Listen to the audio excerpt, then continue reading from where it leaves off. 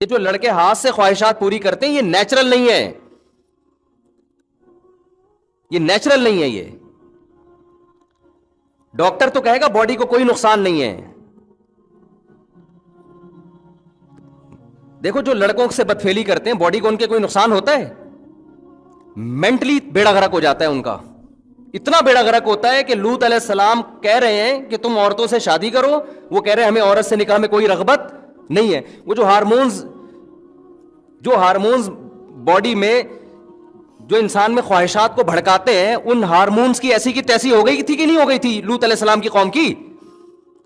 ابے کیا ہو رہا ہے، کیوں سمجھ میں نہیں آ رہا؟ تو اللہ نے آپ کے اندر ایک خواہش عورت کے لیے رکھی ہے، وہ ہاتھ سے پوری کر رہے ہو اور آپ کہہ رہے ہو کوئی نقصان نہیں ہوگا. تو کیوں نہیں ہوگا نقصان بھائی؟ جس کام کے لیے خدا نے پیدا کیا ہے، رکھا ہے، وہ آپ اس کے علاوہ اپنی پوری کر رہے ہو. یہ ڈاکٹر بیڑا غرق کر دیں گے آپ کا.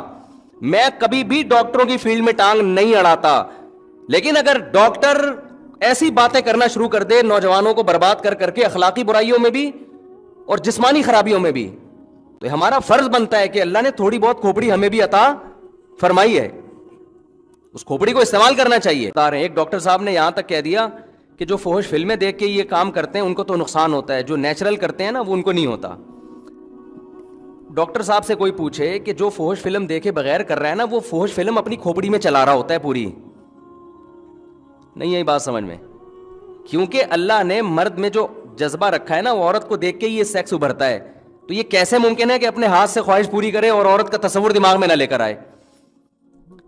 اور پھر وہ جو دماغ میں عورت کا تصور لاتا ہے وہ اپنی مرضی کی عورت ہوتی ہے، بہت ہی کوئی خوبصورت حسینہ لے کر آئے گا دماغ میں، اور جو حقیقت میں اس کو ملنے والی ہے عین ممکن ہے وہ اس جیسی حسینہ نہ ہو.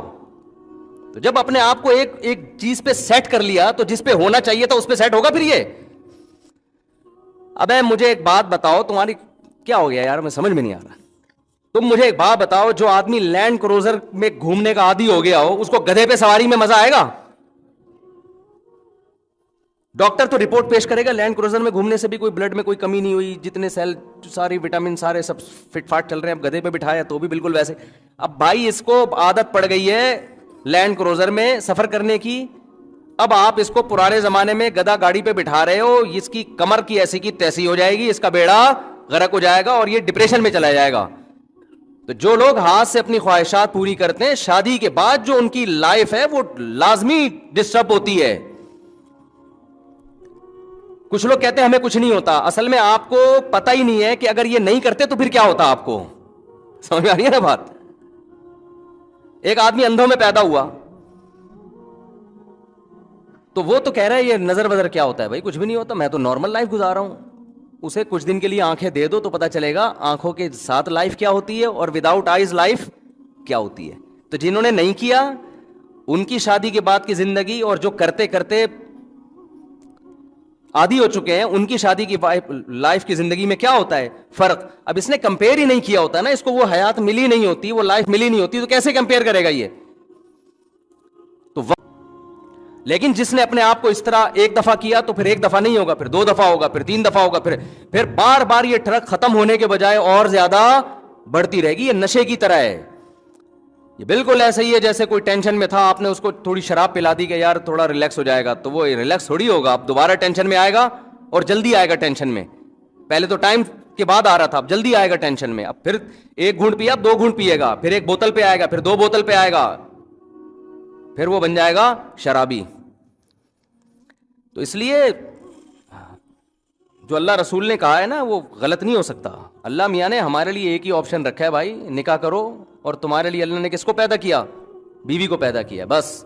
الا علی ازواجہم او ما ملکت ایمانہم، اللہ نے فرمایا صرف بیوی ہے تمہارے لیے. فمن ابتغى وراء ذلک، جو بیوی کے علاوہ کوئی بھی راستہ اختیار کرے گا، فاولئک هم العادون، یہ لوگ اللہ کی حدود کو توڑنے والے ہیں. بالغ ہوتے ہی اللہ آپ کے اندر بے پناہ شہوت رکھ دیتا ہے. کیوں؟ فطرت یہ چاہتی ہے کہ اب مرد اور عورت کا ملاپ ہونا چاہیے.